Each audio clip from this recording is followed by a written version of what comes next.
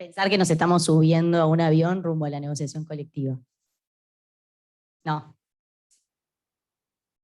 Me encantaría, yo me subo, ya saben.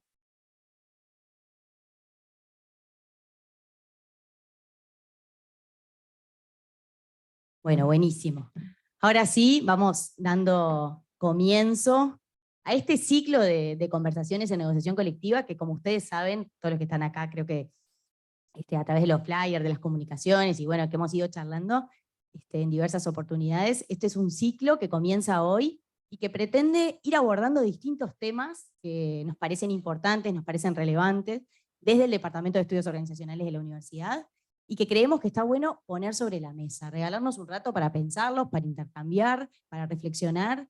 Y bueno, cuando a veces estamos sobre todo con Graciela y Carolina, que están por ahí, no sé si les gusta mucho que las nombres, si quieren pueden levantar la mano, que somos el equipo que está atrás hoy de bueno, todo lo que ustedes conocen del índice de conflictividad laboral, y hacemos el seguimiento de las relaciones laborales, y siempre nos encontramos con distintos temas que decimos, pucha, qué poco que se discuten, qué importantes que son y qué poco que se están discutiendo.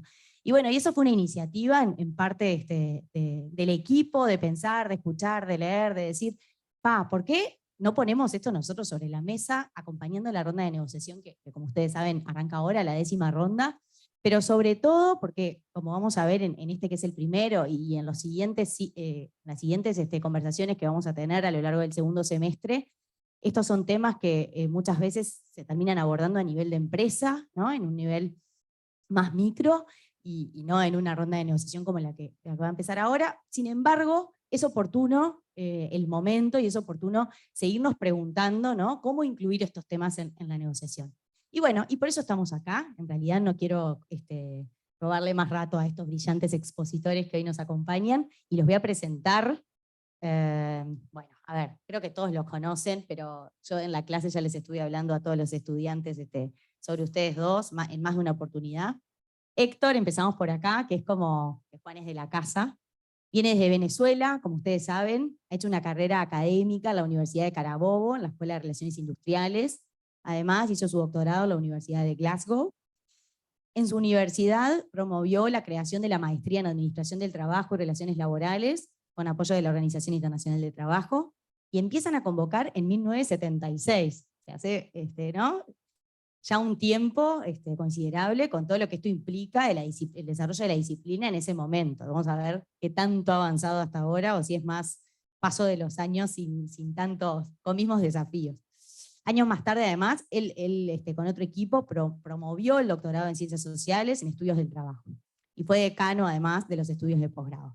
Tiene publicaciones, pueden localizarlas en Google Académico, en el repositorio de la Universidad de Carabobo también. Así que van a ver, acá yo traje unos libros que nosotros tenemos en nuestra biblioteca, de él y de Juan también. El de Juan, que lo escribió con Graciela, lo tienen todos porque se los damos cuando inicia el curso para estudiar.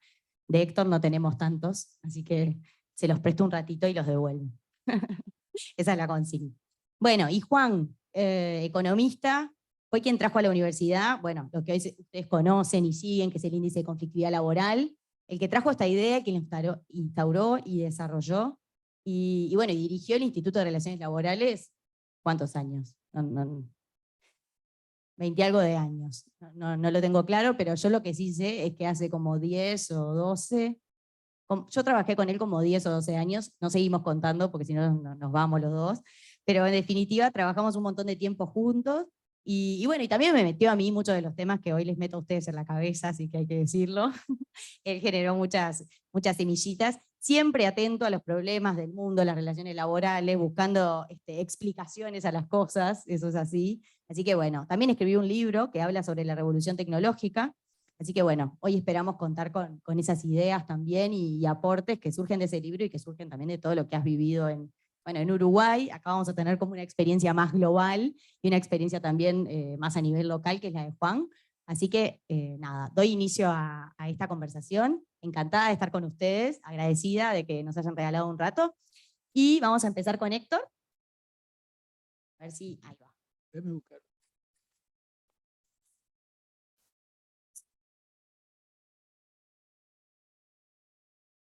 Bueno, buenas noches tengan todos y todas agradecido por la presentación, por la compañía de Juan Manuel, por ustedes estar acá atendiendo lo que vamos a conversar, por el encuentro con algunas amistades de viejos tiempos, Juan, Graciela, entre otros, y plantear, como lo dice la transparencia, negociación colectiva, cambio tecnológico, aproximación regional, ¿no?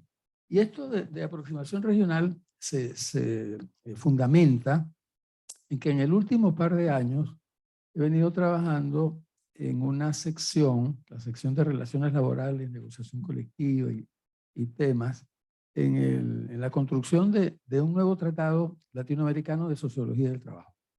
Una versión que inicialmente la editamos en el año 2000 por el Fondo de Cultura Económica. Esta versión en la cual estamos trabajando ya está editándose, debe salir en unos 4 o 5 meses, va a ser editada por Claxo y el CEIL, ambos radicados en Buenos Aires.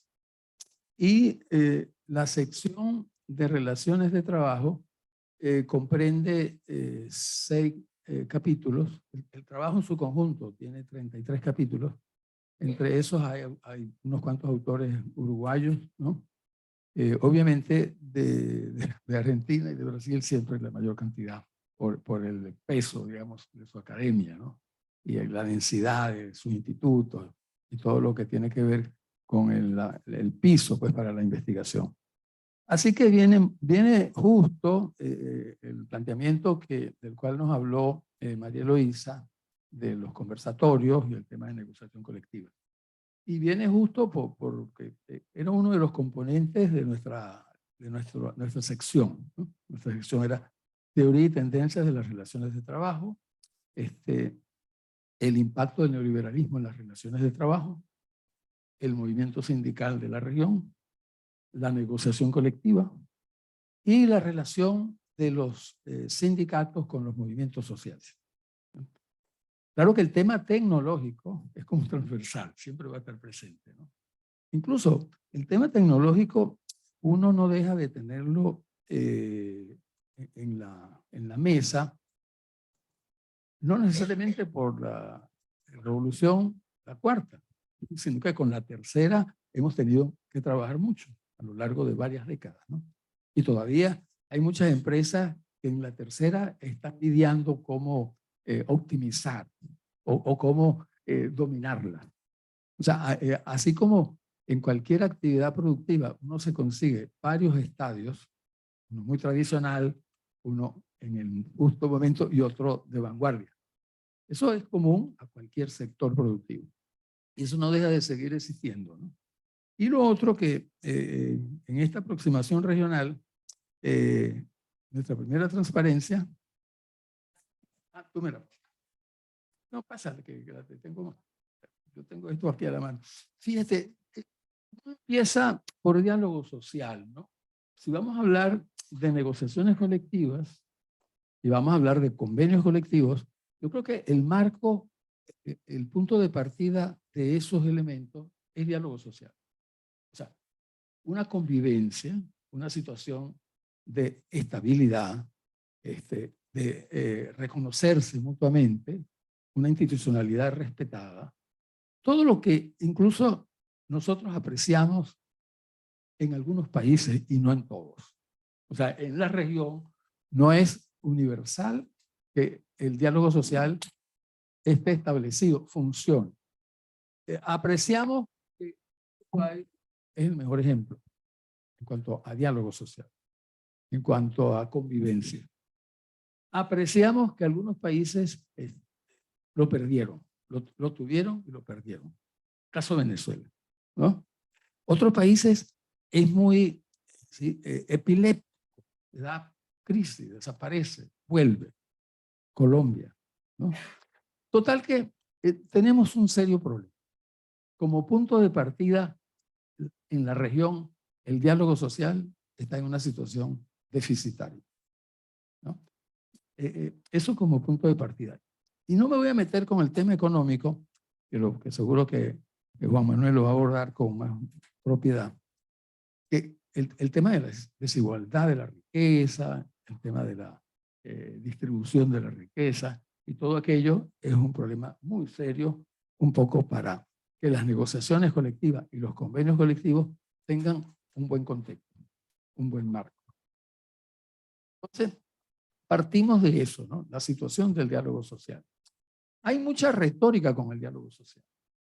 O sea, yo creo que con la OIT, que asumió en su léxico cotidiano el diálogo social, que sustituyó con ello el de relaciones de trabajo, hablan menos de relaciones de trabajo, más de diálogo social, genera un efecto de empatía, de mencionar y referirse al diálogo social con demasiada facilidad en las sociedades, ¿no? Y se crean instituciones, se crean mecanismos, se crean regulaciones, pero con muy pocos resultados, muy pocos resultados. Eso nos lleva a que a la hora de hablar de negociaciones colectivas, o sea, que como procedimiento, como mecanismo, como proceso, ese es el marco del cual partimos, ¿no? Por eso, el momento de la negociación colectiva en la región, volvemos otra vez con Uruguay, quizás es el único país de la región que tiene indicadores que reflejan una negociación colectiva inclusiva, en los mismos términos, en los mismos índices que los países europeos, ¿no? 80, 90% de inclusión, de cobertura.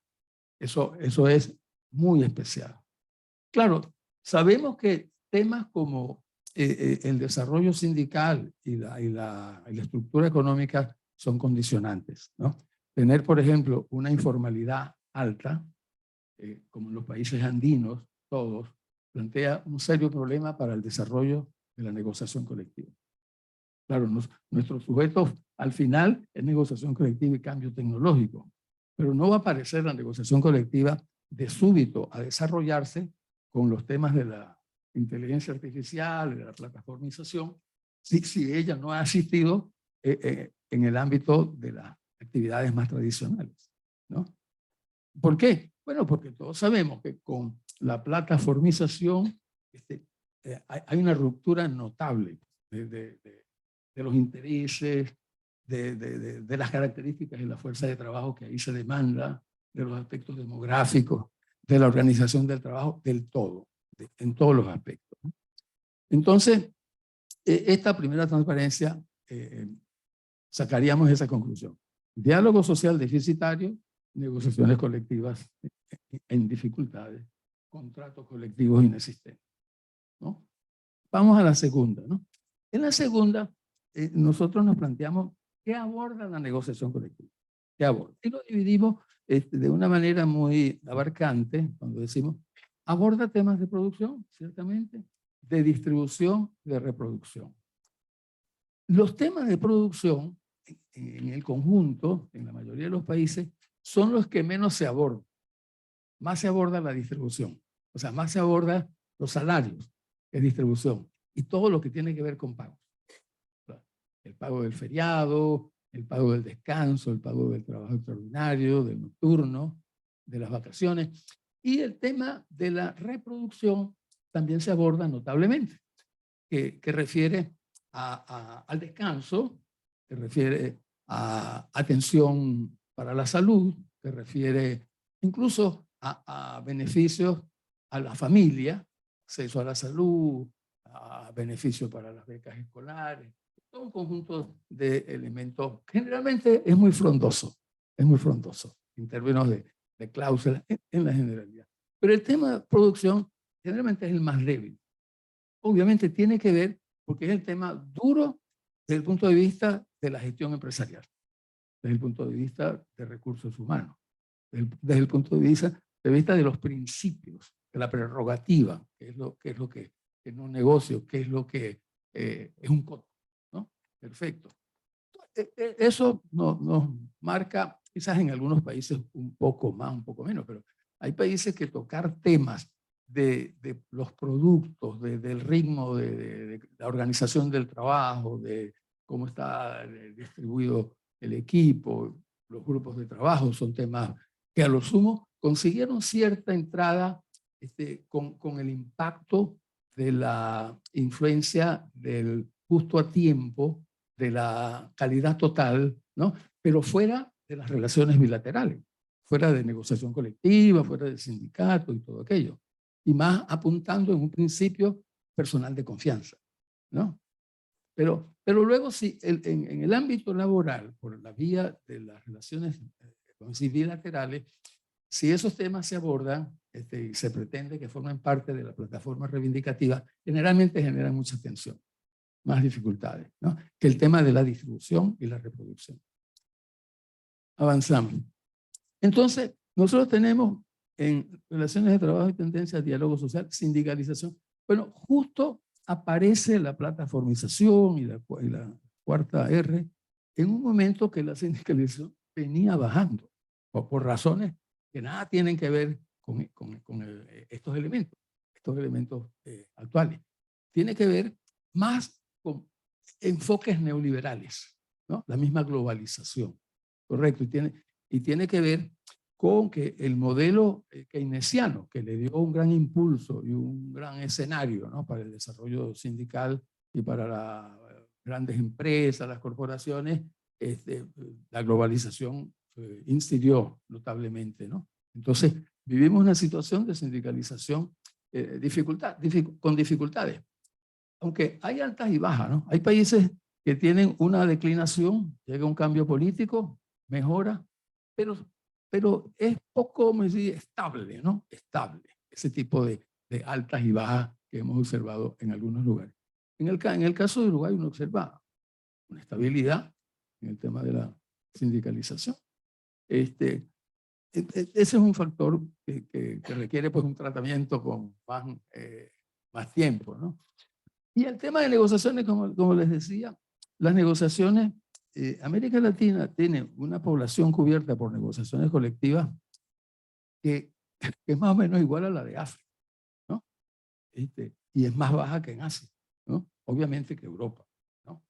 Pero no, a nivel regional, datos del 2022 de la OIT, nos coloca con una población cubierta de 12-11%, ¿no? Igual que África, ¿no? Correcto. Y el tema de las regulaciones, que es otro factor importante, es verdad que todo este tema de la plataformización nos cayó de pronto, de súbito, ¿no? Solamente la pandemia multiplicó trabajadores, cantidad de personas involucradas, surgimiento de empresas, y encontró un terreno árido, ¿no? En cuanto a regulaciones. Incluso la misma globalización, el desplazamiento de fábricas y de mucho trabajo hacia el tercer mundo, desde el primer mundo, también se caracteriza por eso. Fíjense que OIT no ha podido construir, no ha podido diseñar, acordar a través de sus consensos, convenios que tengan que ver directamente con el tema de la cadena de valor, ¿no? De la disparidad de condiciones de trabajo. Un tema que ha sido tratado más bien por ONGs, a través del trabajo justo, del comercio justo, ¿no? Y el apoyo que brindan tanto desde países desarrollados como países en vías de desarrollo. Bueno, vamos a la cuarta, perdón. ¿El tiempo cómo lo llevamos? Oh, excelente, ¿no? Bueno, aquí entramos un poco más en detalle, ¿no? Ok. Entramos cambios tecnológicos, ¿no? Decimos que el modelo de desarrollo que busca siempre más acumulación, que busca siempre más rentabilidad, por supuesto, no se paraliza en cuanto al uso de la ciencia y la tecnología. Y es verdad que las empresas líderes en el mundo en generación de riqueza son las empresas tecnológicas, ya no petroleras, ya no mineras, ya no automotrices, ya no financieras incluso, sino empresas tecnológicas, ¿no? Es un fenómeno que importa, ¿no? El tema de los algoritmos es una caja negra para los no especialistas, se presta a sesgo, ¿no? Alrededor no tenemos legislación suficiente para encarar el problema. Y eso da lugar a, en esta misma transparencia, creo que lo coloco, no, posición en las negociaciones, modelo de lucha reivindicativa. El modelo de lucha reivindicativa, como lo destacamos cuando hablamos de la distribución, la redistribución, la producción, etcétera, el modelo de lucha reivindicativa todavía no ha configurado una estrategia para el tema de las nuevas tecnologías. A lo sumo, las experiencias que uno aprecia son grupos de trabajadores de determinadas actividades en este orden, de la aplicación de Uber o la aplicación de Delivery, que se organizan a través de su dominio de las redes sociales y generan unos reclamos. Reclamos que están muy sujetos a ver cómo el gobierno lo considera, a ver cómo las autoridades lo procesan. Y en algunos lugares ha intervenido el gobierno, ha procesado. En Colombia han ocurrido algunos fenómenos de ese tipo, en Argentina han ocurrido fenómenos de ese tipo. No sé acá, eso ya lo iremos. Y han dado lugar a medidas muy circunstanciales, ¿no? Ciertamente hay regulaciones, pero el tema no lo he trabajado suficientemente, ¿no? Sabemos que los impactos del cambio tecnológico, del cambio de la 4R, la cuarta revolución, plantea una dicotomía. Ese debate que si da más autonomía y más ingresos, o genera más precariedad y más condiciones de trabajo extremas, ¿no? Fatigantes, sin horario. Pero en todo caso, lo que sí genera es menos nitidez, menos transparencia en los derechos, en el contrato de trabajo y todo lo que ello significa. Lo diluye, ¿no? Y eso hace que en algunos gobiernos se generen políticas para tratar de resolver el problema. Bueno, también que los perfiles de los trabajadores son muy diferentes, correcto. Los perfiles en términos de edad, de aspiraciones, le da mucho espacio al migrante este tipo de trabajo. A nosotros los venezolanos que tenemos 7 millones de la diáspora en todas partes, generalmente ahí es donde se inserta la mayoría. Es más fácil. Y ya llegando a las reflexiones, aquí tenemos algunas reflexiones, ¿no? Este tema da para mucho más, con toda seguridad. La primera reflexión es que es verdad que desde marzo del 2020, cuando la Organización Mundial de la Salud decretó la pandemia, esto dio lugar a una modificación sustancial por el cierre de establecimientos, la protección de la población, las medidas de emergencia, total, dio lugar a la distribución. Regresamos a algo que era muy común en nuestras sociedades, que le llevaban los productos a la familia, ¿no? A domicilio, ¿no? Los alimentos, las medicinas. Se repotenció ahora con motos y otros tipos de medios, ¿no? Y eso facilitó la implantación y difusión y masificó la plataformización, ¿no? A un ritmo para el cual las relaciones de trabajo no pudieron ir a tono, pues, para procesar, para asimilar todo lo que eso significaba, ¿no? Y dando como consecuencia, generando como consecuencia devastadoras para el mercado laboral, para las relaciones de trabajo, para las trabajadoras y los trabajadores. Ciertamente, las relaciones de trabajo con la baja que decíamos, de sindicalización, igual se presenta con negociación colectiva. Finalmente, tantos nuevos tipos de empresas, nuevas ocupaciones y reconfiguración del trabajo y la producción, lo que nos plantea es tremendo desafío para entender, comprenderlo y buscar más justicia social. Bueno, muchas gracias, Héctor, por esta primera presentación. La verdad que, bueno, sí habrá que reflexionar y que seguir desafiando con estos temas. Ahí, Eduardo, vos vas a modificarla a... Buenísimo. Antes de pasar a Juan, quiero hacer un agradecimiento especial a Juan Razo, que está acá. Estábamos conversando por lo bajo. Qué lindo tener a una persona como Juan, que también es otro catedrático de Relaciones Laborales, con una vasta experiencia en todos estos temas. Yo lo sigo, le mando a los estudiantes, lo saben, el blog que escribe, bueno. Así que es él, ahora alguno te va a querer ubicar, aunque seguro que ya te han visto en otras actividades. ya te invitaremos a otra también, pero bueno, agradecerte especialmente y también a otras caritas que vinieron a acompañar hoy, graduados y bueno, y gente amiga. Dicho esto, vamos a pasar con Juan. Juan trajo una presentación que dice cómo negociar los cambios tecnológicos y el nombre de nuestro conversatorio, pero además escribió un libro sobre el cambio tecnológico. Entonces, cuando planteamos este tema, bueno, obviamente empezó a hacer todas sus apreciaciones y todas las posibilidades que podía volcar en este ratito. Lo vamos a tener que cortar, van a ver que yo voy a empezar, Juan, 5, 3, 2, y va a seguir con la diapositiva número 15 y la 16, pero vamos a tratar bueno, dejar un ratito, si se puede, para un espacio también de intercambio y que ustedes puedan charlar con ellos, que es la idea de este conversatorio presencial, por eso estas características. Me parece, bueno, simplemente importante pensar en que, sobre todo para los estudiantes que están ahora, la mayoría terminando la carrera, estos temas no se pueden tratar en laboratorio, ¿no? No los podemos llevar y tratarlos in vitro como otros. Entonces, la importancia que tienen estos espacios de reflexión es construir, es irnos pensando, pucha, ¿cómo puedo yo desde los distintos lugares que cada uno ocupamos, que son distintos, porque muchos trabajan en empresas, otros en sindicatos, otros veo gerentes de grandes organizaciones, veo académicos, cómo podemos ir metiendo estos temas que son de tanta importancia y relevancia para la sociedad, ¿no? Esto ya no es para cada uno de nosotros, es para todos, irlos metiendo desde nuestros lugares. Así que nada, es una invitación a tomarnos en serio esto. Vamos a mirar ahora, a ver la mirada de Juan Manuel sobre este tema, y después la idea es poder eso, conversar, ¿tá? Intercambiar, hacernos preguntas. Bueno, Juan.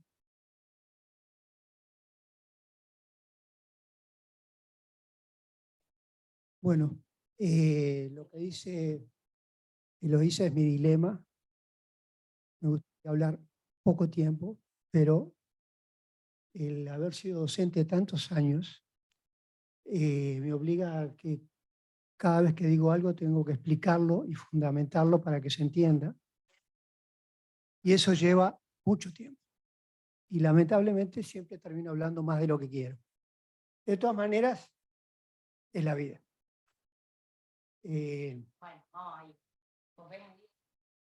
¿Me cambiás vos? Pues, no.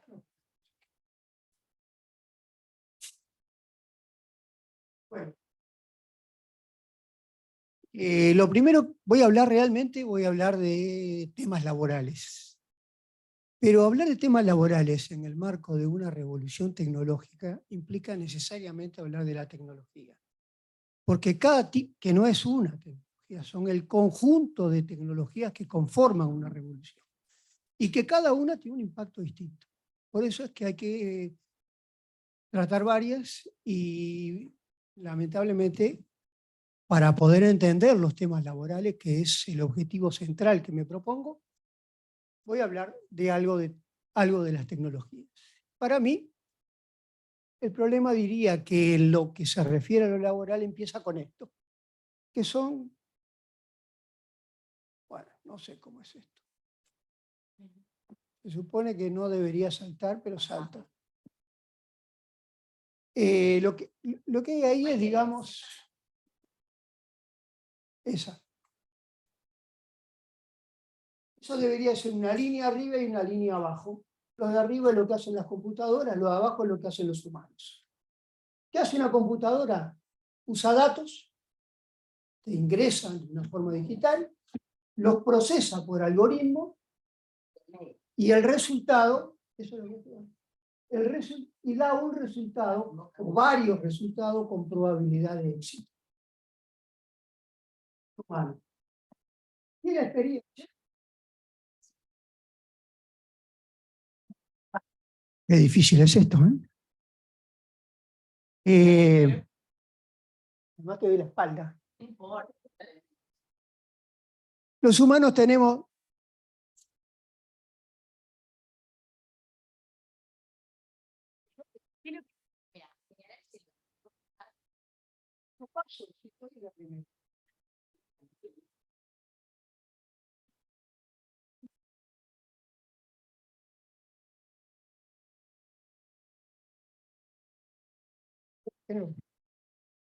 ¿Qué ¿Qué hacemos los humanos? Tenemos experiencia, con los cuales es un símil de datos, tenemos conocimiento de cosas, y con ese problema que estamos estudiando, sobre lo cual lo miramos y el conocimiento que tenemos de lo que es ese objetivo, tenemos un resultado. Hay que hacer tal cosa para mejorar esto. Las dos series son muy parecidas. Es decir, las computadoras, en las condiciones en que se cumple esto, pueden hacer cosas muy parecidas a las que hacen los humanos. Razonablemente uno puede decir, bueno, si hay que hacer algo, ¿quién lo hace? ¿Un humano o una computadora? A veces la disyuntiva existe, a veces no existe totalmente, y este es el tema de, digamos, la posibilidad de sustituir trabajo humano por computadoras es el problema que implica el impacto de la revolución en lo laboral. Entonces, este es el origen. El tema es qué trabajos se puedan sustituir. Y en esto hay una primera versión, diría 15 años atrás, en donde se pueden sustituir los trabajos rutinarios y no los no rutinarios. Lo rutinario es lo que es siempre igual, todo lo mismo. En cambio, lo no rutinario es lo que es creativo, lo que supone afectividad, lo que supone cosas que son típicos de lo humano y uno no se lo imagina en una máquina, que es una computadora, que en definitiva será todo lo inteligente que quiera, pero es una máquina. Esta es la primera versión. Pero el tema es que, como estamos en un proceso de revolución y de cambio, las computadoras fueron aprendiendo y tomando otras funciones. Y entonces, con el tiempo, lo que podían hacer eventualmente fue creciendo, al punto que hoy ya hay museos en donde hay obras de computación y hay libros hechos por computadora, cosas que eran artísticas, que uno dice, no, esto es. Sin embargo, existe. Con lo cual, lo que uno tiene que ver es qué tecnologías y cómo cada una de ellas impacta en el trabajo. Yo voy a tomar algunas de las tecnologías. Estas son 5 tecnologías que un instituto europeo que se llama Eurofound dice que son las que cambian las reglas de juego, que son la robótica, el Internet de las cosas, la fabricación aditiva, que es algo parecido a la impresión 3D, los vehículos eléctricos y la biotecnología industrial, de los cuales solamente voy a tomar los 3 que están marcados en amarillo, sino, y aún así me da poco tiempo. Entonces empecemos con la robótica. Primero, partamos de la base de que un robot es una máquina que puede tener diversas formas, un hombre, una cajita, un bicho, que tiene una computadora que es su cerebro. Es decir, es una computadora con un aparato físico. Eso es un robot. Uno tiene la idea de que un robot es bastante estúpido, ¿no? Hace cosas sencillitas, siempre iguales, rudimentarias, poco movimiento. Así fueran los robots. Pero han habido cambios recientemente. Recientemente estamos hablando 10, 20 años, ¿no? Uno de ellos es la masificación de la producción. Y con la masificación bajaron los costos. ¿Cuánto bajaron los costos? Muchísimo. Fíjense ustedes que el país más robotizado del mundo es Corea del Sur, un país pobre. Es el más robotizado. No es el que tiene más robots, porque la robotización se llama el cociente entre cantidad de robots por 10.000 trabajadores industriales. O sea, es un cociente. Ese cociente, el país que lo tiene más, por destrozo contra Estados Unidos, Alemania, China, es Corea. Pero la segunda cosa que ha cambiado es la funcionalidad. Es decir, al robot se le agregaron cosas de aquellos robots originales que lo hacen mucho más funcional, para que ustedes tengan una idea. brazo nuestro tiene 3 articulaciones. El hombro, el codo y acá. ¿Puedes explicar? Yo te pongo el costo por el Zoom. Hay robots hoy con 7 articulaciones. Es decir, esto que nosotros ya no podemos hacer, cualquier robot lo hace. Con lo cual es mucho más funcional que las particularidades que tiene el hombre. Y a esto se le agrega de que en las distintas partes tiene sensores.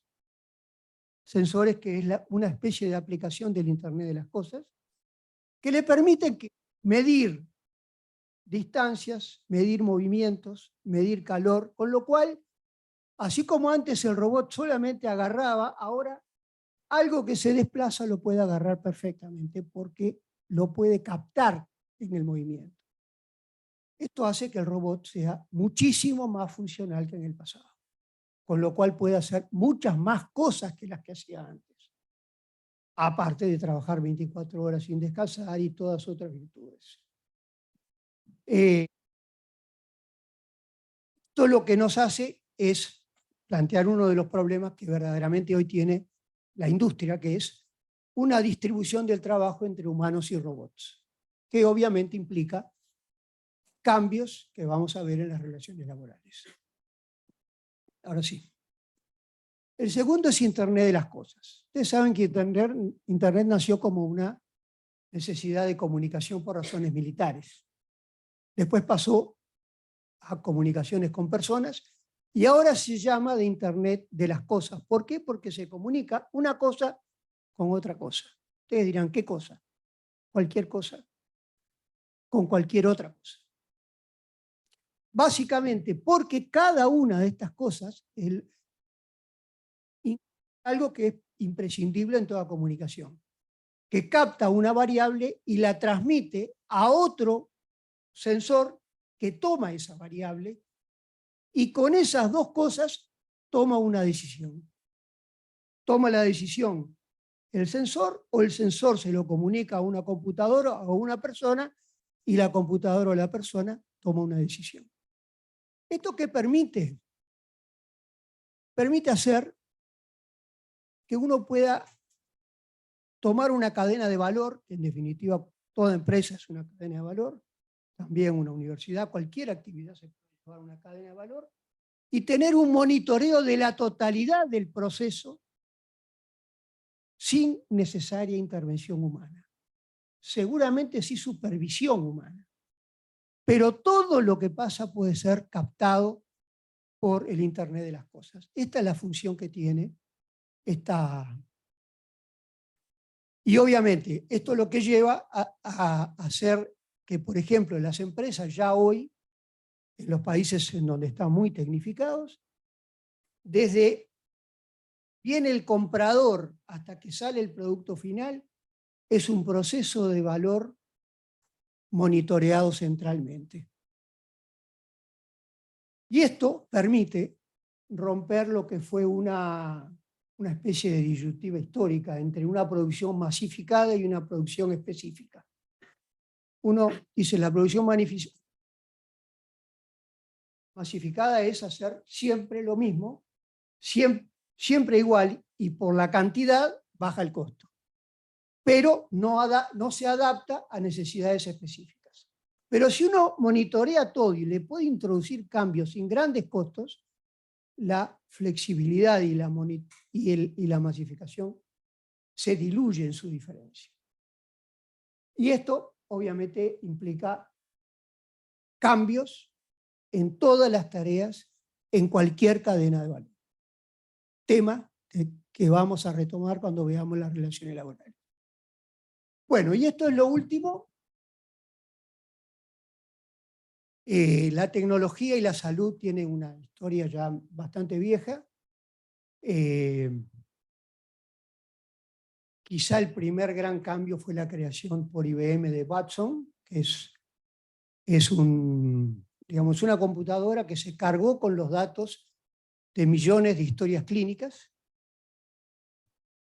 que incluían el diagnóstico del problema, la terapia que se le dio y el resultado, en millones.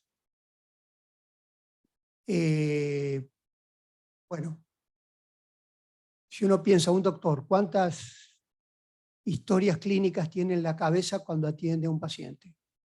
100, 200, 500. Bueno, Watson tenía millones.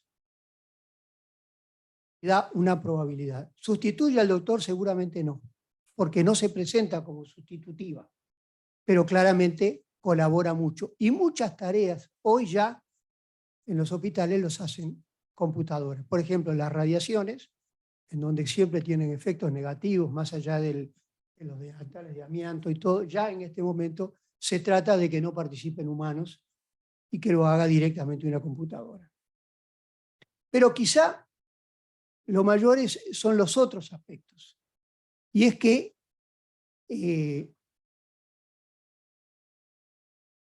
surgen de incluir en el cuerpo sensores que miden variables, las miden 24 horas. Es muy conocido el caso de los diabéticos, que se le inserta o superficial o intra debajo de la piel, se le mide la glicemia y se sabe permanentemente si está saliéndose de los límites. E incluso esto en algunos casos se puede vincular a un aparato que si se pasa de los límites descarga la medicina necesaria. Se está pensando en este momento, se está trabajando en eso que se llama genómica, que es incluir en la corriente sanguínea un chip con el ADN de la persona, con un visor en donde compara el ADN que tiene en la memoria con el ADN de la célula que ve. Y si encuentra una disyuntiva, una diferencia, da una señal.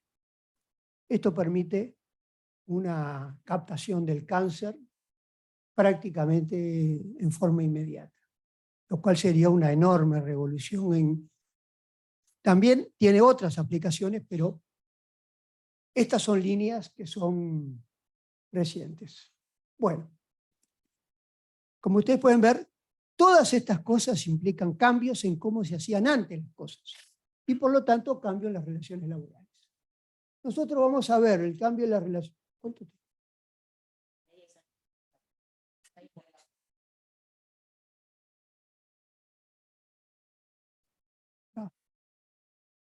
Bueno, voy a ver estos, probablemente mire algunos y no mire todos. El primer cambio es en el empleo.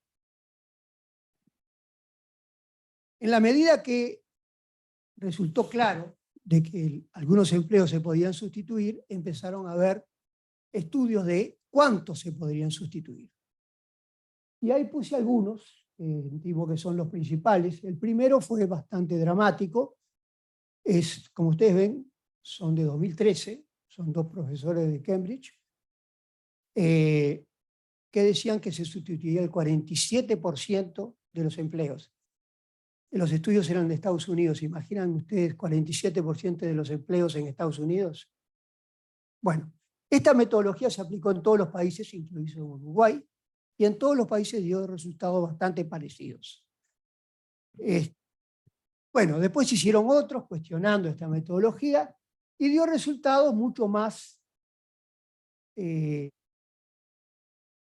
menores. Estamos hablando no de sustitución de empleo, sino de potencial sustitución de empleo. Para que una potencial sustitución de empleo se efectivice, hay que decidir sustituir el empleo con una nueva inversión. Y esto depende de otros factores que no es solo la potencialidad. Por eso el cambio se puede hacer o no. Esto mide la potencialidad nada más.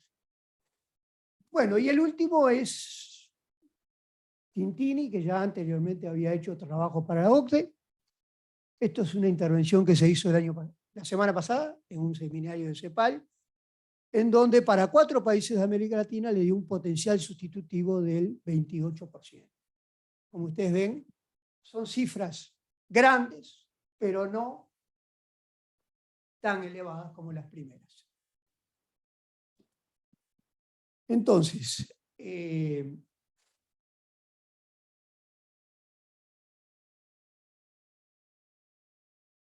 Bueno, esta me va a llevar mucho tiempo, así que pasará.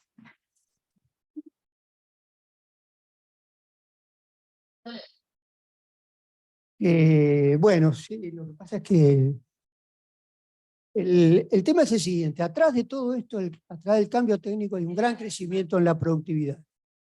Y según cuál sea el destino de la productividad, el impacto, tanto en el empleo como en otras variables, es diferente. Si hay una mayor productividad, implica un menor costo unitario. Esto es el efecto inmediato de la productividad. ¿Qué se puede hacer con esto? Bueno, si el empresario que produce ese producto mantiene los precios, aumenta sus ganancias. También lo podría distribuir todo o una parte con los trabajadores y ganar una parte y otra parte distribuirla entre los que participan en la producción. Y también podría bajar el precio y favorecer al consumidor. En el caso tanto de aumento de salarios como de baja del precio de venta, implica aumento de la capacidad de compra de poblaciones. Esto implica un efecto indirecto, porque seguramente ese aumento signifique más compras y es probable que implique un aumento de empleo.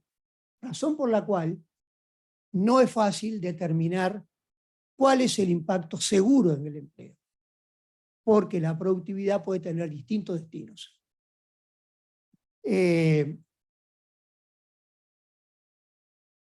Bueno, y se dice esto de la sonrisa, es bastante curioso, pero bueno, lo que se dice, la sonrisa es así, ¿no es cierto? En una cadena de valor se dice que se pierden más trabajo en el medio, en los puestos medios, y se pierden menos trabajos en las puntas, que son la etapa inicial de la cadena de valor y la etapa final. Esto se ha estudiado para muchos países, no pasa exactamente así en todas las tecnologías, pero bueno, en muchas pasa efectivamente. Estos serían los impactos en el empleo. Creo que no tengo otro, ¿no? Bueno. La negociación colectiva con el empleo, históricamente ha habido una oposición sindical al cambio técnico. ¿Por qué? Para mantener empleo. Esta postura cambió. Hoy el movimiento sindical no se opone al cambio técnico. Algunos movimientos sindicales promueven el cambio técnico. ¿Por qué lo promueven? Porque saben que la historia demuestra que una revolución tecnológica a la corta o a la larga se termina expandiendo. Y si un país decide no avanzar en el cambio técnico y otro decide sí avanzar, seguramente va a perder competitividad. Y ese empleo que no quiso perder por no introducir tecnología lo va a perder por pérdida de competitividad. Entonces tenemos, por ejemplo, que el dirigente sindical de la mayor central sindical alemana hizo un libro promoviendo el cambio técnico, cosa insólita. Es un caso paradigmático, no es que existen tanto, pero sí uno puede ver las reuniones internacionales de los sindicatos y en todos dicen las nuevas tecnologías tienen problemas, pero inevitablemente no nos podemos oponer. En cambio sí que queremos que no impliquen caída de salarios, que no signifiquen que perdamos estabilidad en el empleo o en el total de empleos, o sea, que tengamos empleos relativamente estables. Particularmente hay un ataque a las plataformas, que tienen empleos bastante inestables, y que no se pierdan derechos. Al mismo tiempo, se reclama por parte de los sindicatos ya no solamente salarios de empleo, sino también formación profesional, por una razón, porque está claro que las nuevas tecnologías requieren más conocimientos o conocimientos distintos. El trabajador que no los adquiere probablemente quede fuera del proceso productivo, inevitablemente. Entonces, la formación profesional pasó a ser parte de la plataforma de los sindicatos. Bueno, la condición condiciones de trabajo, voy a pasar rápidamente sobre esto. En primer lugar, tiene una faceta claramente... Igual voy a seguir. Tiene una faceta contradictoria. En primer lugar, está claro que muchas cosas que hacen por ejemplo, los robots, los humanos lo harían con enormes costos físicos, con lo cual es una ventaja en los trabajos riesgosos. Pero tiene un peligro, que es el de lo que se llama la privacidad. Porque tanto en el trabajo, en una fábrica o en una empresa, como incluso en el teletrabajo, existir controles de lo que hace el trabajador en todo el tiempo. ¿Qué se releva? Todo. Se puede relevar todo. ¿Qué se hace con esos datos? Bueno, esto es un tema de discusión, pero claramente está amenazada la privacidad del trabajador, porque no solamente se puede saber si trabaja, si no trabaja, si se levanta, cuánto tiempo va al baño, si hace una cosa que no está dentro de la categoría, sino que se le puede medir la presión arterial o cualquier cosa. Con lo cual, entre las condiciones de trabajo, el tema de la privacidad pasa a ser un tema relevante de la discusión en donde participan sindicatos, empresas y también gobiernos. Bueno, el tiempo de trabajo es un tema que ha tomado fama ahora, después del 1 de mayo, que el PIT-CNT propuso la reducción de la jornada. Pero es un tema muy viejo. Es un tema que estamos tan viejos como... En donde tiene una particularidad, y es que las posiciones de los actores sociales en toda la historia fueron siempre las mismas. Es decir, los sindicatos reclamaban menores jornadas de trabajo para poder tener ocio, para tener más descanso, para hacer otras cosas. Además, si la producción crecía, ¿por qué no trabajar un poco menos? Y por otro lado, digo esto en todo momento, mira las discusiones de 1800 y pico y de 1900 y pico, y los empresarios dicen siempre lo mismo. Reducir la jornada sin reducir el salario implica aumento de costos, lo cual objetivamente es así. El aumento de costos implica caída de competitividad, seguramente va a bajar la producción por menor competitividad y se van a perder empleos. Entonces, la reducción de la jornada no va a crear empleo, sino que los va a destruir. El problema es que la historia no demuestra que esto haya sido así, ¿no? Si uno mira qué es lo que pasó en la jornada de trabajo en los países que la han estudiado, entre 1800 y poco hasta 1900 y poco, la jornada de trabajo anual, que es una forma de medirla, pasó de 3.300 horas a poco más de 1.600. Es decir, se redujo a la mitad. Se redujo a la mitad, pero además creció la población. Con lo cual, no solamente la reducción de la jornada no significó destrucción de empleo porque la tasa de desempleo no subió, sino que además le dio trabajo a los que sustituían a los que ahora trabajaban menos, más los que se sumaban por el crecimiento de la población. Estas son las cifras que dice. Con lo cual, esto no quiere decir que la reducción de la jornada no sea un aumento de costos y que no sea para una empresa lo mismo que para otra empresa, o para un sector que otro sector, pero esta afirmación genérica históricamente no es. Entonces,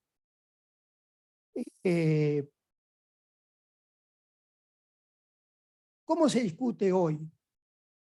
Los hechos mostraron, digamos, porque después de la crisis, en el tiempo ya presente, estoy adelantando porque se me está yendo mucho él, se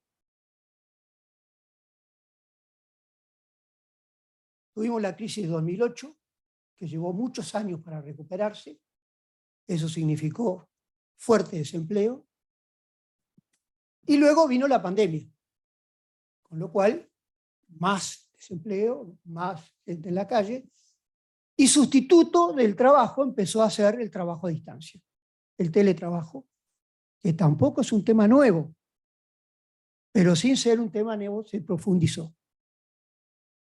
Las investigaciones que se han hecho, la más importante fue del fin del año pasado en Inglaterra, mostró, es la más grande que se conoce, que el crecimiento de la productividad en las empresas involucradas en pasar a 4 días de la jornada semanal, el crecimiento de la productividad fue mayor que el aumento de costos. Con lo cual, no solamente no significó un costo real para las empresas, sino que significó un ahorro. Razón por la cual empresarios y trabajadores hoy están discutiendo cómo generalizar ese tema. Esto pasó en un caso, no tiene por qué ser todos los casos iguales. Lo que está claro es que no hay una relación directa en que el aumento del costo inevitablemente lleve a reducción de puestos de trabajo. Y que, por otro lado, todas las partes hoy apuestan al trabajo híbrido. Es decir, una parte presencial y una parte no presencial. Lo cual trae otros problemas, como un cambio como este implica, ¿no? ¿Quién pone la infraestructura? ¿Cuáles son las condiciones que hay que tener? ¿Cómo se mide el derecho a la desconexión? Porque así como el Internet de las cosas permite monitorear 24 horas, hay que mantener el servicio. Con lo cual hay que trabajar, hay que estar 24 horas a las órdenes de algo que pueda ser bien, pero ¿cómo se mide ese tiempo de trabajo? Porque nadie puede trabajar 24 horas siempre. Ni siquiera, y bueno, si trabajan varios, bueno, pero entonces eso hay que regularlo. Este es un tema de negociación colectiva en este momento de primera importancia. Bueno, y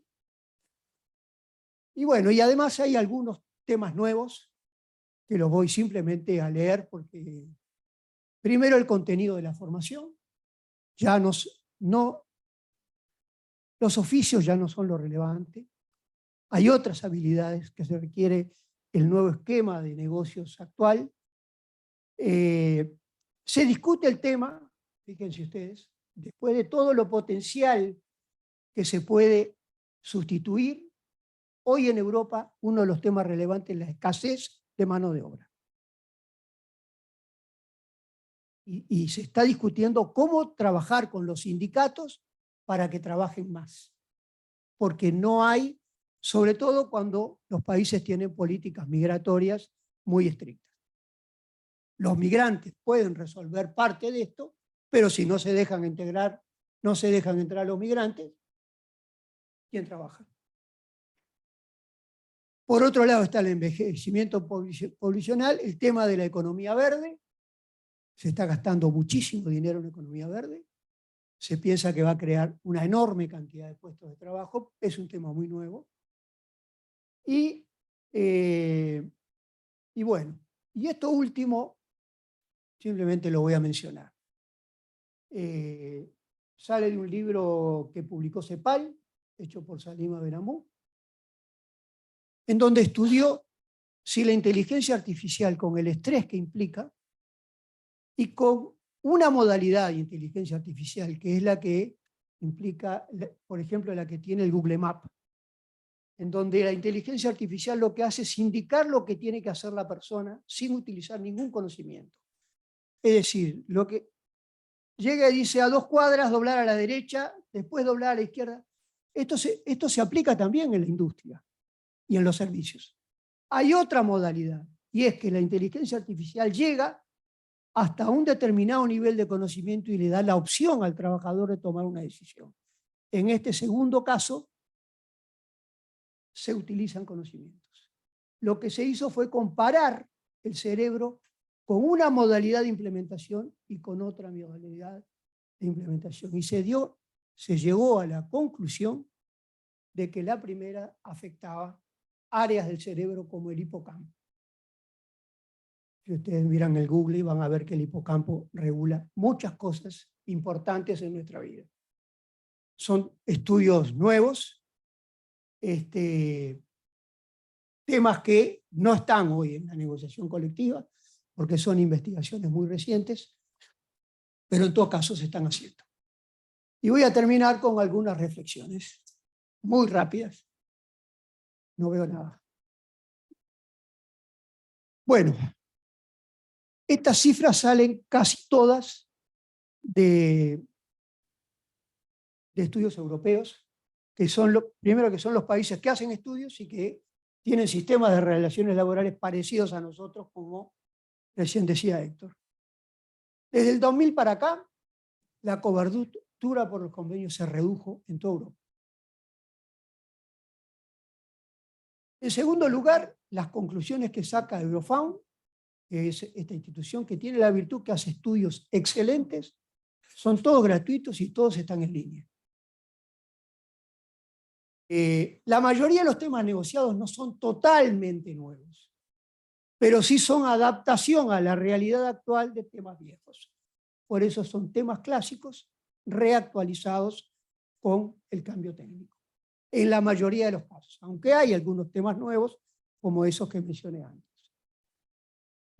En países en donde el Estado tiene un rol activo, las regulaciones generales cumplen un rol fundamental en las relaciones laborales, pero son muy rígidas y es mucho más flexible adaptar los cambios y llegar a acuerdo a través de la negociación colectiva.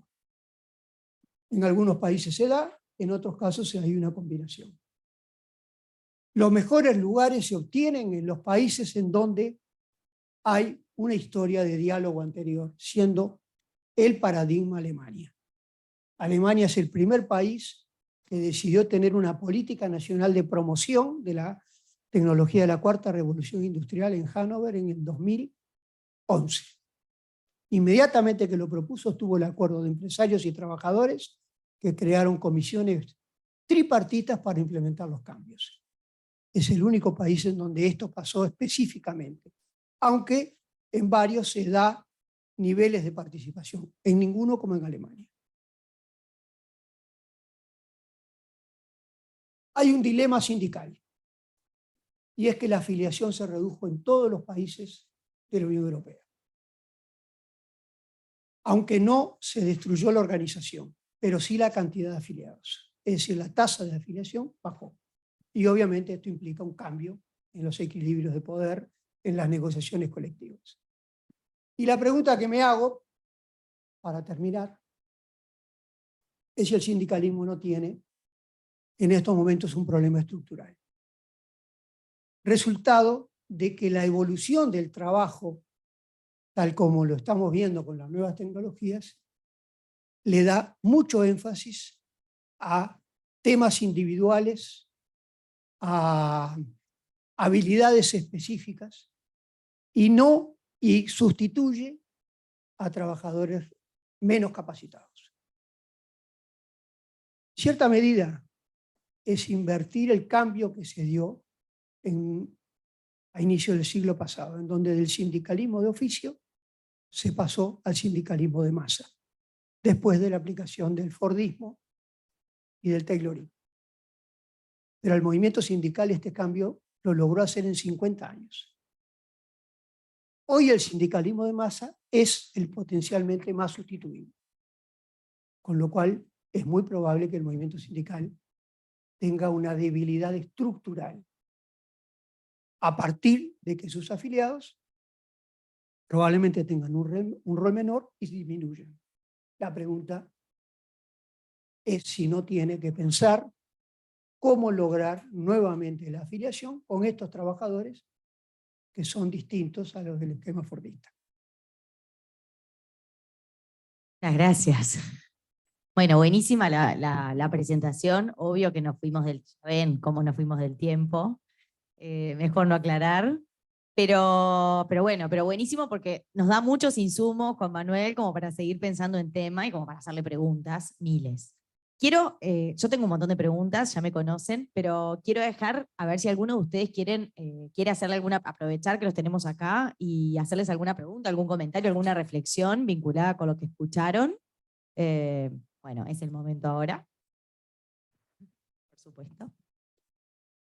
Voy a bajar por acá. Tenemos 3 micrófonos, con lo cual para mí ya fue mucho rato sentada, así que voy a aprovechar. Por respeto a la edad de comienzo yo. La primera cuestión que hay que señalar es que realmente es algo muy bueno tener aquí a nuestro amigo profesor Lucena. Se hablaba creo que tú decías, Eloísa, en el año 76. El profesor Lucena, para los abogados especialmente, no sé si fue un referente porque fue el primero en construir las relaciones laborales en América Latina. Hoy todo el mundo habla de relaciones laborales. No existía la palabra relaciones laborales. Y él ya a partir de los 76 era como un misionero que iba a congresos de abogados para decir, miren, el trabajo es algo tan serio que no se puede solo estudiar desde el derecho, ¿no? Y ahí nos influenció mucho a nosotros y algunos seguimos construyendo las relaciones laborales.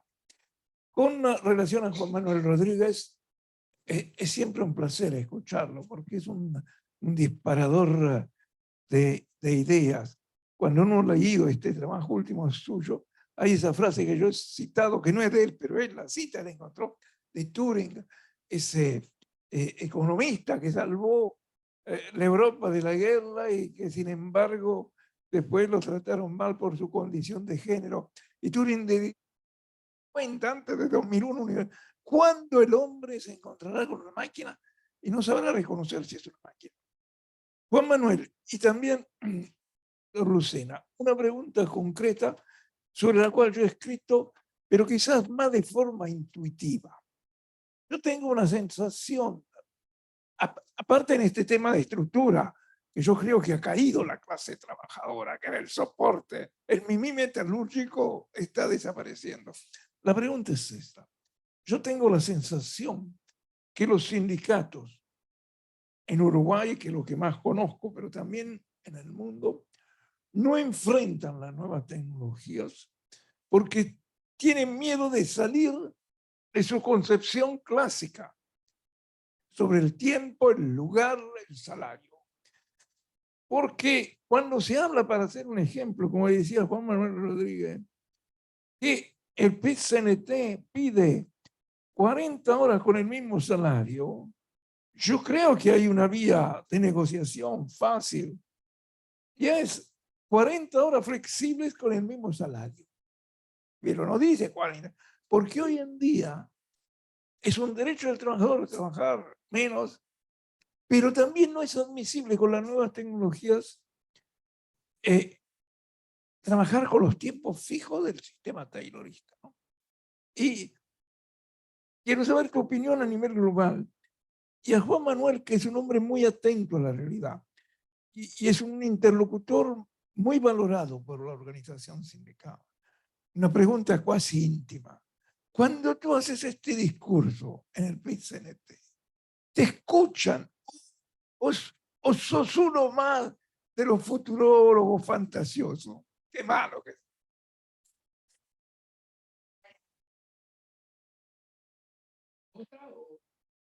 No, responda.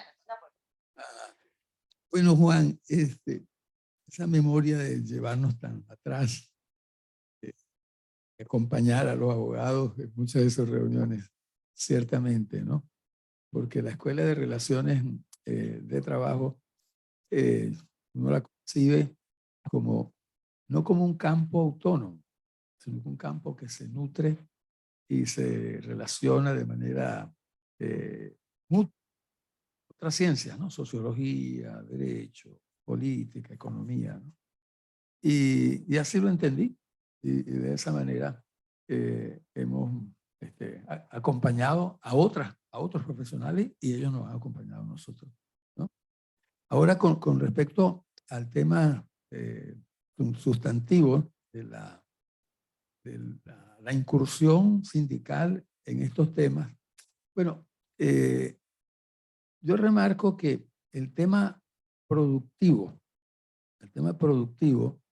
donde se genera la riqueza, ¿no? De la empresarial, ha habido más celo que en el tema distributivo, de generar del producto la porción para los trabajadores. De ahí apareció, por ejemplo, la participación en los beneficios, correcto, el porcentaje creciente, incluso participación en el capital, en porciones menores. Pero la participación en la gestión, uno observa que tiene ¿cómo decir? Denominaciones un tanto rimbombantes, pero para asuntos no medulares, para asuntos menores, correcto, menores, ¿no? Y que eso ha sido decir, una conducta global, universal, y que en nuestro continente a mí me parece que ha sido mucho más marcada. O sea, desarrollo de participación en la gestión en asuntos medulares por vía de negociaciones, han habido unas experiencias, pero un tanto temporales, ¿no? Recordemos aquello que llamaban la comunidad industrial en el Perú y el SINAMO, Sistema Nacional de Participación en la Gestión, y otros asuntos similares en Argentina, correcto, y en Venezuela también, participación en la gestión. Pero es un tema arisco, ¿no? Para el gerencia, para el empresario, ¿no? Y en cambio el tema de discutir siempre el salario y discutir los beneficios es como lo convencional, lo convencional. Me parece que es lo que tiene que ver con que el tema de las nuevas tecnologías no está tanto en el asunto de la distribución, está en el cambio de la organización del trabajo. Y en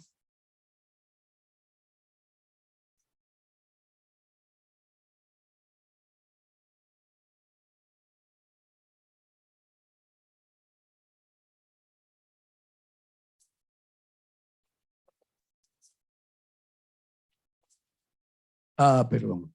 Pero se pudo ir porque estamos a poca distancia, ¿no? Sí, sí, sí. Sí, sí, es por el Zoom, como está grabando, si no es por el micrófono. Perfecto. Bueno, pero en dos frases para no repetir todo. Organización del trabajo, a mí me parece que es el foco de poder tener una incidencia mayor en el caso de las nuevas tecnologías, ¿no? Porque algunos elementos importantes también, como el tiempo de trabajo, sobre eso hay más experiencia, correcto, ¿no? Pausa, descanso, autonomía, interrupción, pero el problema medular es la inteligencia artificial, los algoritmos, el control, lo que uno llama la caja negra. Y sobre ese tema, la vinculación del movimiento sindical con sus cuadros, con sus directivos, la tradición no ha sido ser muy eficiente en temas de tal característica.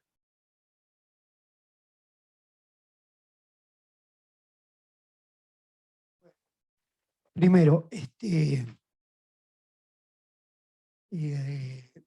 Richard Freeman, escritor americano, excelente para mi gusto, en un trabajo que ya tiene unos años, dijo: la única alternativa que tiene el sindicalismo es asociarse en la robotización y asociarse con una parte del capital. No tiene otra alternativa de mantener su peso en la vida real. Afirmación muy fuerte, porque significaría pasar a ser semi-trabajador y semi-empresario. Como en cierta medida son los alemanes. Que a los alemanes, para la reconstrucción de la guerra, les pidieron que trabajaran gratis. Y dijeron que sí, había que reconstruir Alemania. Pero dijeron, bueno, pero queremos participar en las empresas. Y hoy tienen un sistema de relaciones laborales complicado porque hay una doble representación, una de todos los trabajadores y otra de los sindicalizados, pero se distribuyen los temas y participan en la dirección de las empresas. aunque no en todos los temas, pero sí en los temas relevantes. Supongamos, si una empresa automotriz decide deslocalizarse, no lo puede hacer sin discutirlo con el sindicato, porque sabe que va a afectar a los trabajadores del lugar donde está radicado. Bueno, cosas de este estilo.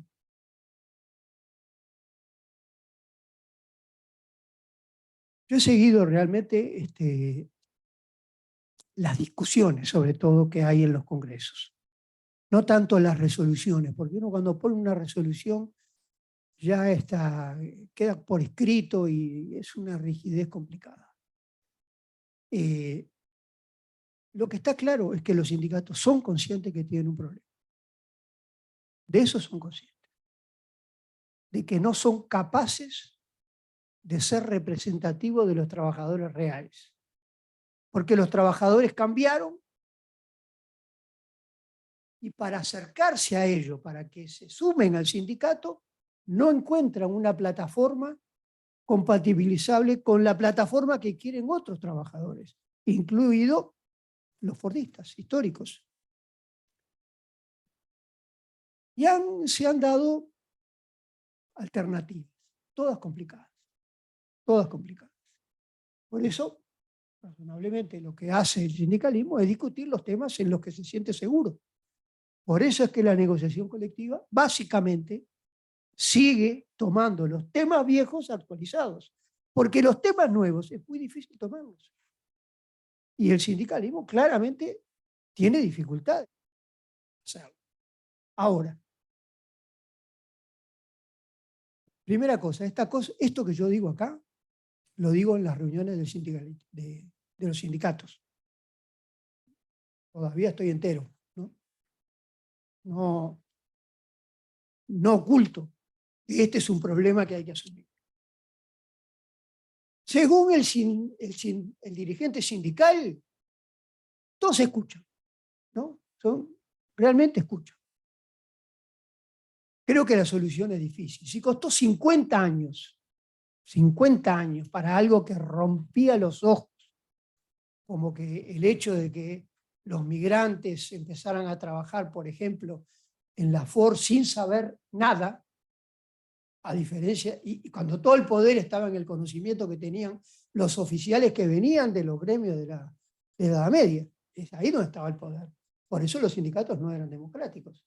Porque el poder no estaba en la gente, estaba en el conocimiento de los oficiales.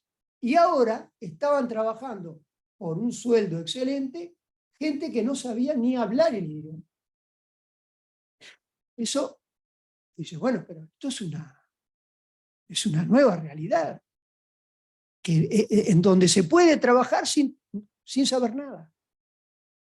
Esto es bien, pero costó 50 años. Si uno mira la evolución del sindicalismo hasta que la AFL decidió asociarse con la CIO y formó la AFL-CIO, el sindicato americano, que era el centro de la industria, eso ocurrió 50 años de que a la CIO no le permitían ni reunirse dentro de la AFL. Después nombraron una comisión asesora y después se fusionaron un sindicato único. 50 años. En algo que rompía los ojos. Entonces, ¿lo resolverá? No sé si lo resolverá. Lo que está claro es que si lo resuelve, probablemente vamos a tener un sindicalismo distinto del actual.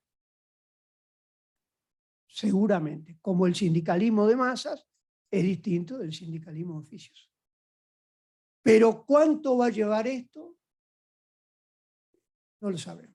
De todas maneras, lo que yo veo es, primero, que el tema se trata, que se buscan eventuales soluciones,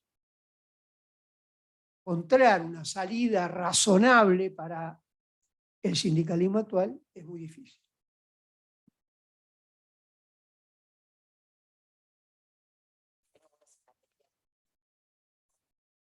Gracias, Juan, y Héctor, los dos. Nos vamos con otra pregunta. Te paso por acá.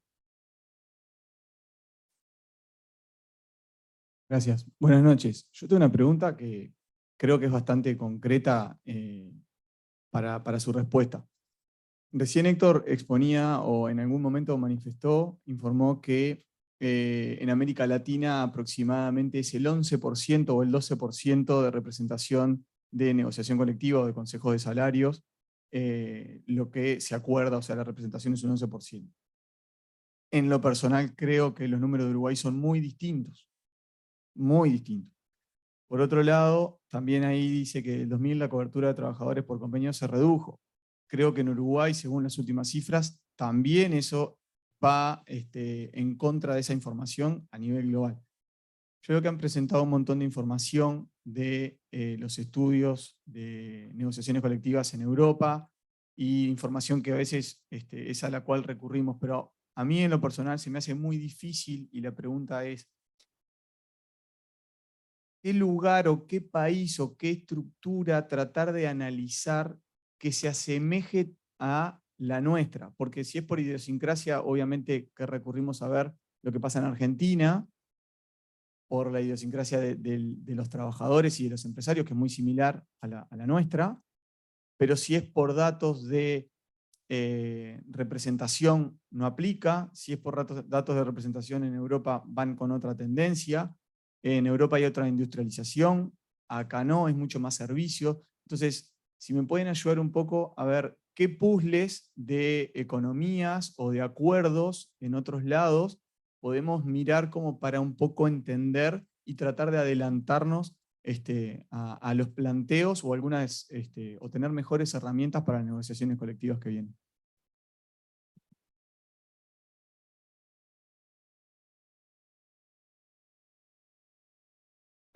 Fíjate, uno dice negociación colectiva inclusiva cuando se dan determinadas condiciones. La experiencia indica que cuando son nacionales son más inclusivas que cuando son por empresas. En buena parte de la región son por empresas. Incluso en algunos países fueron nacionales y se mutó, se fue transformando a ser por empresa. Y esa transformación de nacionales a por empresa es fuerza empresarial y políticas públicas estatales facilitadoras, ¿no? Ahora, el camino inverso de negociación por establecimiento incluso, ¿no? Menos que por empresa, a ir hacia el sector y hacia lo nacional, ese camino casi no lo vemos, ¿no? Donde está nacional inclusiva, como acá, tiene un antecedente de larga data, estuvo congelado, se recuperó y mantiene su lugar. Y esas experiencias europeas, como la alemana, también tiene ese carácter, ¿no? Lo inclusivo. Alemania es tan inclusiva que tiene, no sé, 12, 14 sindicatos para una población laboral tan numerosa, por la inclusividad.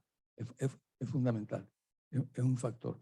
Claro, no es el único, ¿no? No es el único, pero en el debate pudieran surgir otros, pero dejo para que también Juan Manuel haga un planteo. Sí, yo, primera cosa que te digo, yo estoy convencido que el sindicalismo uruguayo es una mosca blanca. No hay otro sindicalismo similar. En una vieja clasificación de sindicatos que hizo Alain Touraine, que es un libro que teníamos en el instituto, que no sé qué pasó con él. Yo no lo tengo en mi casa.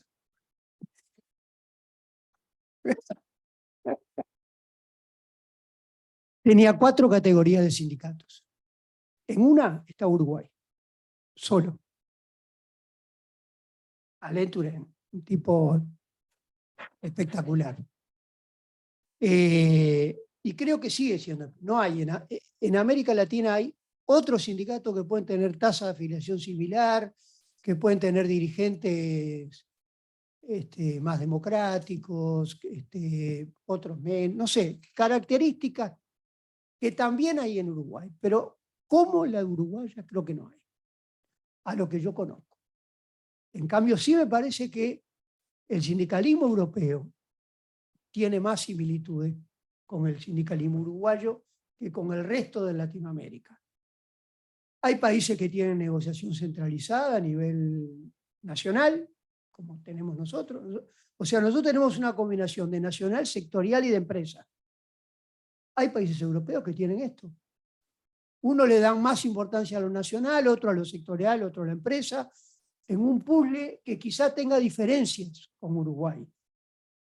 Pero el modelo es el mismo. Y por eso me parece, cuando uno mira y trata de estudiar otra realidad, por ejemplo, yo miro qué cambios va a traer el cambio técnico. Bueno, miro qué cambios tuvo en Europa. Porque en Estados Unidos no tiene nada que ver con Uruguay el sindicalismo. No digo que sea mejor ni peor, es totalmente distinto.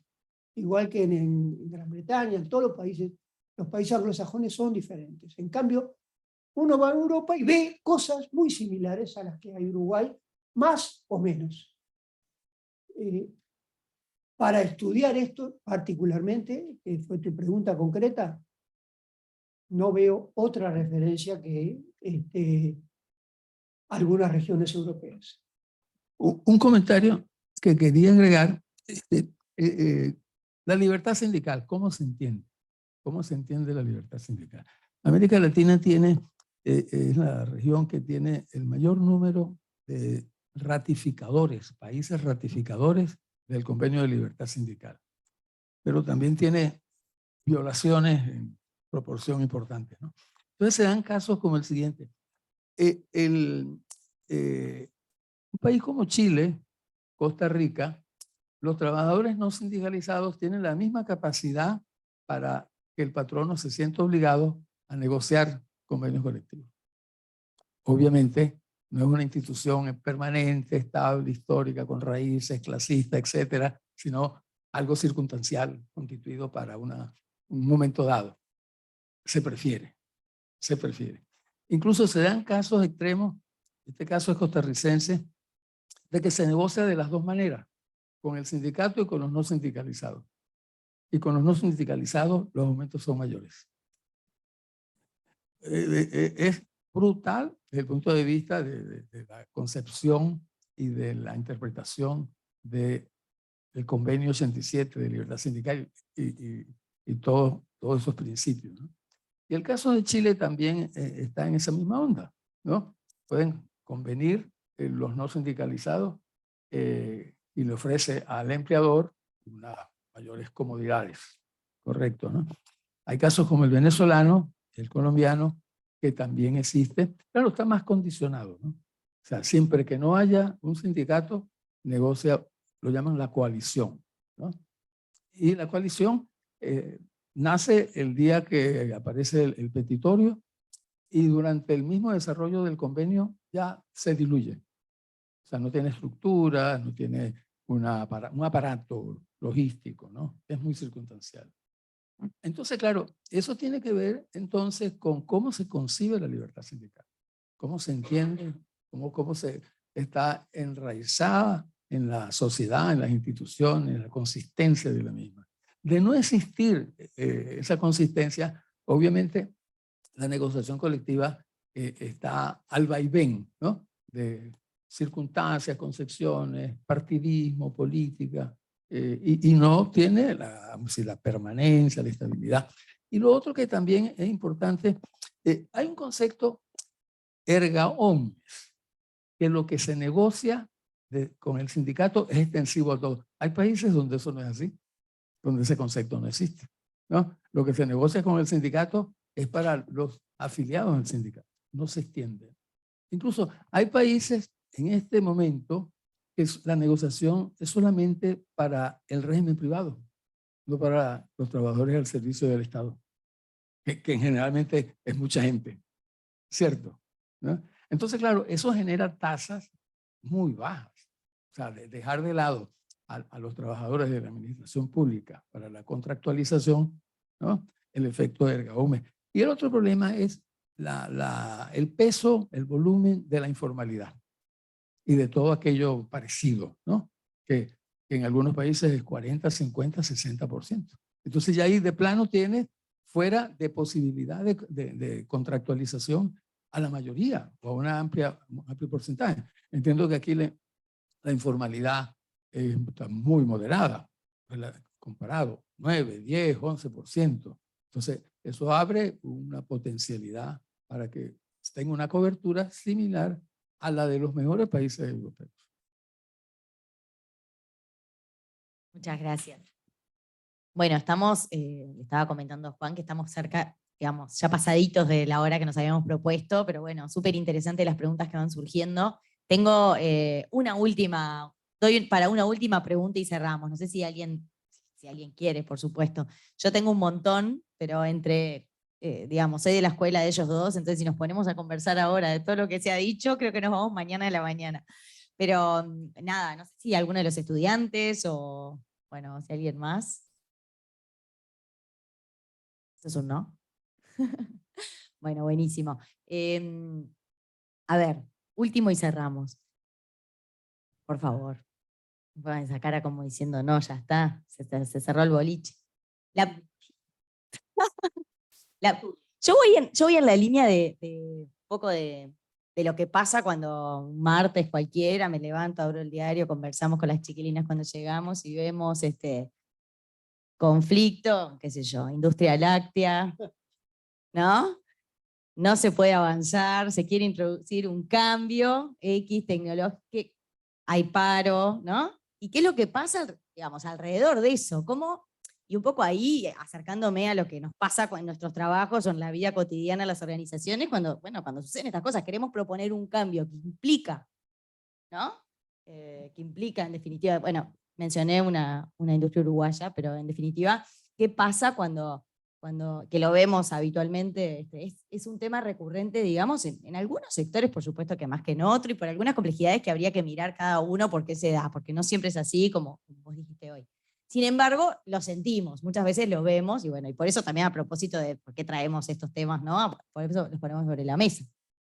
Quiero ahí puntualizar un poquito más en eso. ¿Qué estrategias pensás o qué cosas podemos hacer los que, digamos, quienes están en estos temas, en esas áreas, para, bueno, para que sea más saludable, para que sea más sano, ¿no? Y en definitiva, para que se pueda hacer valorando los distintos impactos que esto tiene. Y con esto cerramos. Lynn.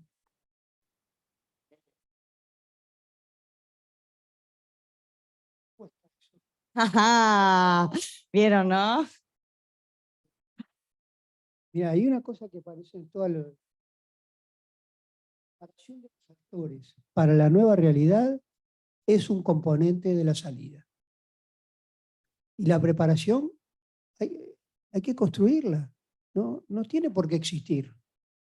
Porque tú pensás, los dirigentes de cualquier sector, 20 años de dirigente o 30, en esos 30 años trataron un número de temas grande, pero ninguno de los temas actuales.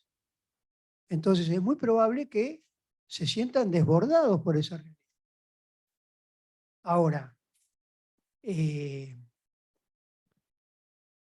un histórico dirigente. Cuando yo daba cursos de productividad en las empresas, bueno, primero, él no venía. Productividad era mala palabra. Me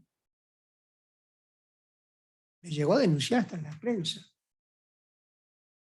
Yo hablaba de productividad en los sindicatos. Hoy es el abanderado de la productividad. ¿Qué cambió en eso? Y bueno, que comprendió una cosa que antes no comprendía. Yo creo que con el cambio técnico, en definitiva, hay que educar. Hay que educar porque,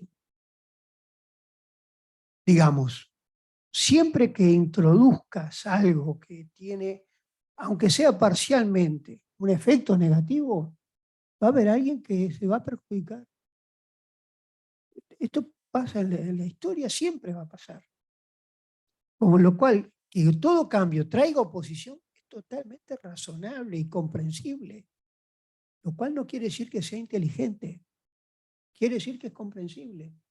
Ahora, para que se adopte una postura que sea positiva e inteligente, y hay que educar, no hay otra.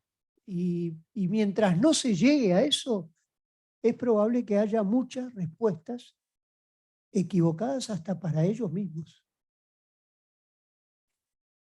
Pero no veo otra salida, verdaderamente no veo. Y de todas maneras, a medida que pasa el tiempo, los hechos van generando nuevas condiciones. Y el problema es que América Latina, que está muy retrasada tecnológicamente con respecto a otras realidades, va a sufrir mucho. Porque todas las cosas posibles que traen las nuevas tecnologías se aplican a los que aplican las nuevas tecnologías. Si alguien no lo aplica, a ellos no se les aplica.